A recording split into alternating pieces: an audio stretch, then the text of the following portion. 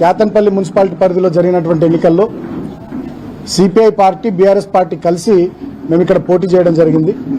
15 వార్డుల్లో మేము బీఆర్ఎస్, 7 వార్డుల్లో సిపిఐ కలిసి మేము పోటీ చేసినాం. అయితే 22 వార్డులకు గాను 14 వార్డుల్లో మాకు స్పష్టమైనటువంటి తీర్పును కేతన్పల్లి మున్సిపాలిటీ ప్రజలు ఇవ్వడం జరిగింది. కేవలం 7 వార్డులు మాత్రమే ఈ మున్సిపాలిటీ పరిధిలో కాంగ్రెస్ పార్టీకి అవకాశం ఇచ్చింది 13వ తేదీ నాడు వచ్చిన ఫలితాలు. అయితే దాని తదనంతరం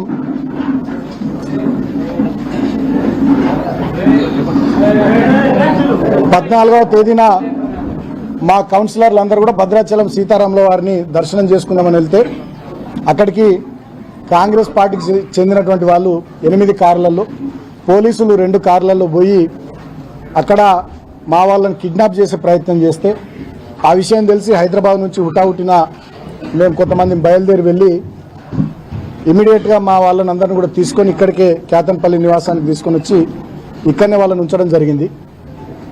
16వ తేదీ నాడు చైర్మన్, వైస్ చైర్మన్ ఎన్నిక ఉంటే ఆ రోజు ఇక్కడ ఇంటి నుండే మీ అందరి సమక్షంలోనే మేము బయలుదేరినాం. కానీ పోలీసులు 2 చోట్ల మమ్మల్ని ఆపి ఇన్ టైంకి కౌన్సిల్ హాల్కి చేరకుండా చేశారు. కానీ కాంగ్రెస్ పార్టీ వాళ్ళని మాత్రం వందలాది మందిని మున్సిపల్ కౌన్సిల్ దగ్గరికి వాళ్ళని అక్కడికి పంపించారు. తర్వాత ఎన్నికను 17వ తేదీకి వాయిదా వేయడం జరిగింది. 17వ తేదీ నాడు ఆ రోజు కూడా మేము పోలీసు వాళ్ళతోని అధికారులతో మాట్లాడి ఎన్ని వెహికల్స్లో ఎంతమందిని పంపించమంటారంటే 3 వెహికల్స్ కౌన్సిలర్లను పంపించండి, 1 వెహికల్ మీరు రండి అన్నారు. కోవలక్ష్మి గారు, ఆసిఫాబాద్ ఎమ్మెల్యే గారు ఈ ఎన్నికల పరిశీలకులుగా వారు వస్తే నేను ముందు కారులో వారి కారులో ఉండి మిగతా 3 కార్లలో కౌన్సిలర్లను ఉంచుకొని మేము తీసుకొని పోతా ఉంటే మా 21వ వార్డు బబ్బెర స్వర్ణలత గారిని ఏదో కిడ్నాప్ చేసిరని కంప్లైంట్ వచ్చిందని చెప్పి మళ్ళీ మమ్మల్ని అందరిని అక్కడ ఆపారు. బబ్బెర స్వర్ణలత గారు డైరెక్ట్గా పోలీసు వాళ్ళని అడిగి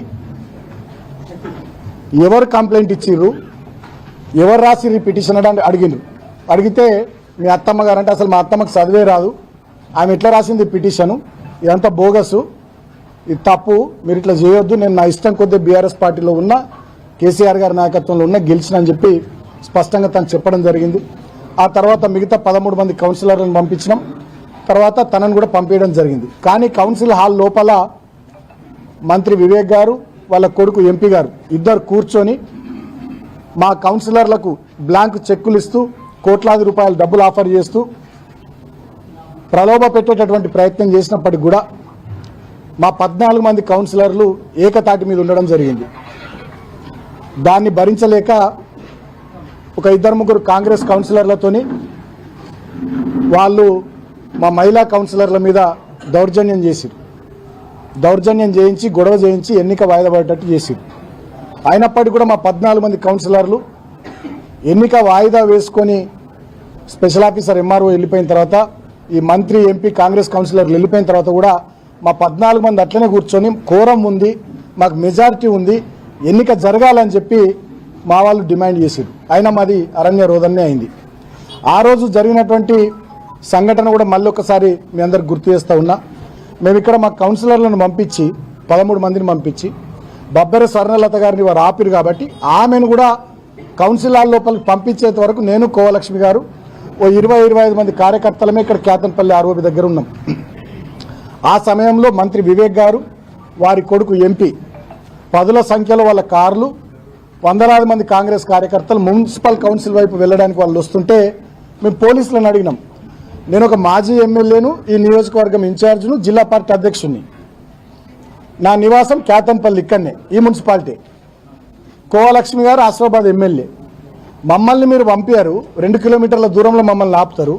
మరి మంత్రి గారి కాన్వాయ్, ఇన్ని సంఖ్యలో కార్లు, వందలాది మంది కాంగ్రెస్ వాళ్ళని ఎట్లా పంపిస్తారని చెప్పి మేము పోలీసులను ప్రశ్నిస్తే పోలీసులు మా మీద లాఠీ చార్జ్ చేయడం, అటువైపు నుంచి కాంగ్రెస్ వాళ్ళు మా మీద రాళ్ళేయడం, గొడవకు వాళ్ళే ప్రేరేపించి మళ్ళీ ఎన్నిక వాయిదా పడాలనేటటువంటి కుట్ర చేసి అక్రమంగా మా మీద కేసులు పెట్టి లోపలనేమో దుశ్శాసన పర్వం చేశారు. మా మహిళా కౌన్సిలర్ల మీద తాగొచ్చినటువంటి 1-2 కాంగ్రెస్ కౌన్సిలర్లు ఇష్టం వచ్చినట్టుగా ఎక్కడ పడితే అక్కడ వాళ్ళని ముట్టి చాలా ఇన్సల్ట్ చేశారు. సో లోపల అట్లా చేసిర్రు, బయటనేమో మా మీద పోలీసులు లాఠీ చార్జ్ చేసి, అదేవిధంగా కాంగ్రెస్ వాళ్ళే మా మీద రాళ్ళేసి నానా రభస సృష్టించి వాళ్ళు మా మీద దాడి చేస్తున్న క్రమంలో ఆత్మరక్షణ కోసం మేము ప్రతిఘటిస్తే మా మీద అక్రమంగా 25 మంది మీద దుర్మార్గంగా కేసులు పెట్టి 18వ తేదీ నాడు ఇదే ఇంటికి వచ్చి నన్ను అరెస్ట్ చేసి ఆదిలాబాద్ జైలుకు తీసుకొని పోయి అక్కడ ఆదిలాబాద్ జైల్లో 16 రోజుల పాటు ఉంచడం జరిగింది.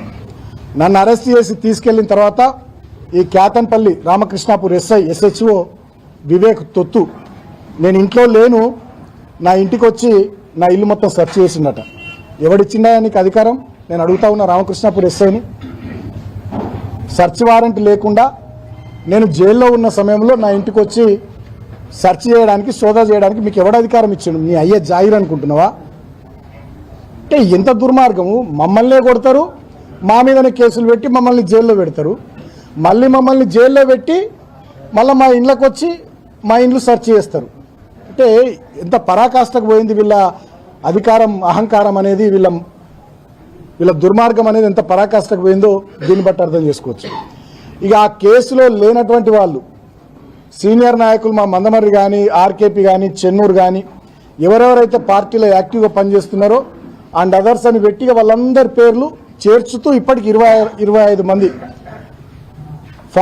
క్రైమ్ నెంబర్ 40లో 25 మంది, క్రైమ్ నెంబర్ 41లో 25 మంది, ఇట్లా వీళ్ళందరి పేర్లు పెట్టి ఇంకా అండ్ అదర్స్ అని పెట్టిరట. ఇంకెవరెవరి మీద పెట్టాలో వాళ్ళందరి మీద పెట్టుకుంటూ ఇది ఒక ప్రహసనం లాగా, తెలుగు సీరియల్ లాగా దీన్ని నడిపించుకుంటూ బీఆర్ఎస్ పార్టీ యాక్టివ్గా ఉండేటటువంటి లీడర్లందరి మీద కేసులు పెట్టి అందరినీ జైళ్లకు పంపించాలనేటటువంటి దురుద్దేశము, దుర్మార్గం ఈ ముఖ్యమంత్రి రేవంత్ రెడ్డి, ఈ మంత్రి వివేక్ గారు చేస్తూ ఉన్నారు. చివరికి ఏమాత్రం సంబంధం లేని పాపం మా కోలక్ష్మి అక్క మీద కూడా కేసు పెట్టింది. ఇంతకంటే అన్యాయం ఇంకోటి ఉంటుందా? ఇంత జరిగింది. చివరికి నన్ను జైల్లో పెట్టిర్రు. జైల్లో పెట్టినా కూడా నన్ను వదలలే. నన్ను బాగా దోమలున్న రూమ్లో పెట్టిర్రు. నాకు మంచినీళ్ళు చక్కగా ఇయ్యలే, భోజనం చక్కగా ఇయ్యలే. నాకు 2 రోజుల పాటు గొంతు నొప్పి వస్తే ఇప్పటికి కూడా నా త్రోట్ ఇంకా సెట్ కాలే, నాకు చక్కగా ట్యాబ్లెట్లు ఇయ్యలే. కొంచెం ఫీవరిష్గా ఉంది అంటే వచ్చి చూసే పరిస్థితి లేదు, ట్యాబ్లెట్లు ఇవ్వరు, డాక్టర్లు వచ్చి చూడరు. మొత్తం దోమలు. మేము 7-8 మంది ఆ రూమ్లు ఉంటే 100-150 దోమలు. అంటే కావాలని చెప్పి మాకు రిస్ట్రిక్షన్స్, నువ్వు గిన్నెనే తిరగాలి, ఇగో గిదే బ్యారకు, బయటకు పోవద్దు, న్యూస్ పేపర్లు ఇయ్యరు, పుస్తకాలు తెప్పించుకుంటామంటే దానికి కోర్టు నుంచి పర్మిషన్ కావాలంటారు, చలి బాగా పెడుతుంది, ఇబ్బంది అవుతుంది అంటే దుప్పట్లు ఇయ్యరు. మా శ్రీకాంత్ అని మా అడ్వకేట్ ఒక 3 రోజుల తర్వాత పాపం ఆయన పోరాటం చేసి నేను కప్పుకోవడానికి కూడా దుప్పటి, దానికోసం మా ఆదిలాబాద్ చెందినటువంటి శ్రీకాంత్ అనే అడ్వకేటు 3 రోజులు ఫైట్ చేయాల్సి వచ్చింది. 3 రోజుల ఫైట్ తర్వాత నాకు దుప్పటి వచ్చింది లోపలికి. అంటే ఇంత దుర్మార్గంగా, ఇంత పైశాచికంగా వీళ్ళు వ్యవహరించారు ప్రభుత్వ పెద్దలు. అంతేకాకుండా నాకు మొన్ననే మంచిర్యాల కోర్టులో బెయిల్ వచ్చింది, హైదరాబాద్ కోర్టులో బెయిల్ వచ్చింది, ఎన్నో అక్రమ కేసులలో. చెన్నూరు కేసులో కూడా నాకు బెయిల్ రాలేదు, చిన్న కేసు. కావాలని చెప్పి ప్రభుత్వ పెద్దలు దాంట్లో నాకు బెయిల్ రాకుండా చేశారు. కారణం ఏంది? నిన్న హోలీ పండగ, ఇవాళ నా చిన్న కొడుకు పుట్టినరోజు. సో ఈ 2 రోజులు కూడా నేను జైల్లో ఉండాలని, అంటే పండగ పూట నా చిన్న కొడుకు పుట్టినరోజు సందర్భంగా కూడా నేను నా కుటుంబ సభ్యులతో ఉండొద్దు, జైల్లో బాధపడాలి అనేటటువంటి ఒక పైశాచిక ఆనందంతో ఈ ముఖ్యమంత్రి రేవంత్ రెడ్డి గారు, ఈ మంత్రి వివేక్ గారు వ్యవహారం చేస్తూ ఉన్నారు. సరే, నేను ఇప్పటికైనా మంత్రి గారిని కోరుతా ఉన్నా, ముఖ్యమంత్రి గారిని కోరుతా ఉన్నా, మీరు నన్ను 16 రోజులు జైల్లో పెట్టిర్రు, అనేక రకాల ఇబ్బందులు పెట్టిర్రు, మమ్మల్ని లాఠీ చార్జ్ చేసి కొట్టిర్రు, మా మీదనే కేసులు పెట్టి అక్రమంగా జైళ్లలో పెట్టిర్రు. ఇప్పటికైనా మీ కక్ష తీరింది, ఇప్పటికైనా మీ కడుపు మంట, మీ కళ్ళ మంట చల్లారింది అని చెప్పి నేను అనుకుంటా ఉన్నా. ఇప్పటికైనా కేతన్పల్లి మున్సిపాలిటీ ప్రజానీకం ఇచ్చినటువంటి ప్రజా తీర్పును గౌరవించమని నేను కోరుతున్నా ప్రభుత్వాన్ని. నేను వేరే గొంతెమ్మ కోరికలు ఏం కోరతలే. ఇప్పటికైనా వివేక్ గారు, రేవంత్ రెడ్డి గారు, కేతన్పల్లి మున్సిపాలిటీ ప్రజలు ఇచ్చినటువంటి ప్రజా తీర్పును దయచేసి గౌరవించండి అని కోరుతున్నా. చెన్నూరులో 18 వార్డులలో 11 వార్డులు కాంగ్రెస్ గెలిచింది, మేము 4 గెలిచినాం. అక్కడి ప్రజా తీర్పును మేము హుందాగా గౌరవించినాం. నేనే స్టేట్మెంట్ ఇచ్చిన ప్రజా తీర్పును గౌరవిస్తున్నామని. మరి ఇక్కడ కేతన్పల్లి మున్సిపాలిటీలో 22 వార్డులకు గాను 14 వార్డులు మేము గెలిచినాం, 7 వార్డులు మీరు గెలిచిర్రు. మరి ప్రజా తీర్పును మీరు ఇప్పటికైనా గౌరవించాలని చెప్పి నేను మంత్రి గారికి, ముఖ్యమంత్రి గారికి, రాష్ట్ర ప్రభుత్వ పెద్దలకు తెలియజేస్తా ఉన్నా. నేను ఇంకొక విషయం కూడా, గతంలో నేను పోలీస్ స్టేషన్లలో మా మీద కేసులైనాయి, మమ్మల్ని అరెస్ట్ చేయబోయే సందర్భంలో మమ్మల్ని జైలుకు పంపిస్తారు అని తెలిసినటువంటి సందర్భంలో నేను ముందే ప్రెస్ మీట్ పెట్టి కూడా చెప్పినాను. 18వ తారీఖు నాడు మమ్మల్ని జైలుకు పంపించారు. 17వ తారీఖు నాడు రెండవసారి చైర్మన్, వైస్ చైర్మన్ ఎన్నికకు సంబంధించి అక్కడ కౌన్సిల్ సభ్యుల ప్రమాణ స్వీకారము, అదేవిధంగా తర్వాత జరిగినటువంటి ప్రాసెస్, దీనికి సంబంధించినటువంటి వీడియో ఫుటేజ్ బయట పెట్టాలని నేను డిమాండ్ చేసిన. జిల్లా కలెక్టర్ కానీ, ఈ ఎన్నికల స్పెషల్ ఆఫీసర్ కానీ, స్టేట్ ఎలక్షన్ కమిషన్ కానీ ఇప్పటిదాకా ఆ వీడియో ఫుటేజ్ ఎందుకు మీరు బయట పెడతలేరు? మా మహిళా కౌన్సిలర్ల పట్ల దౌర్జన్యం చేసిన కాంగ్రెస్ కౌన్సిలర్ల మీద చర్యలు తీసుకోరా? వాళ్ళ మీద కేసులు పెట్టారా? ఎక్స్ అఫీషియో సభ్యుడిగా ఉన్నటువంటి వివేక్ గారు ఆ కౌన్సిల్ మీటింగ్లో లేచి ఉపన్యాసం ఇస్తున్నాడు, ఇది రూల్స్కి విరుద్ధం. మరి ఆయన మీద కేసు పెట్టారా? మరి ఇక్కడ 144 సెక్షన్ ఉంది, ఇక్కడ గుంపులుగా తిరగొద్దు అని చెప్పి మమ్మల్ని రిస్ట్రిక్ట్ చేసినటువంటి మీరు మరి గుంపులుగా కాన్వాయ్లు వేసుకొని మంత్రి గారు పోయిండ్రు, మరి వారి మీద కేసు పెట్టారా? మా మీద రాళ్ల దాడి చేసారు కాంగ్రెస్ వాళ్ళు. వీడియో ఫుటేజ్లు కూడా ఉన్నాయి, వీడియోస్ వచ్చినాయి మీ మీడియాలో, సోషల్ మీడియాలో విస్తృతంగా తిరుగుతున్నాయి. మరి కాంగ్రెస్ వాళ్ళ మీద కేసులు పెట్టారా? అంటే చట్టం కాంగ్రెస్ పార్టీకి చుట్టమైందా?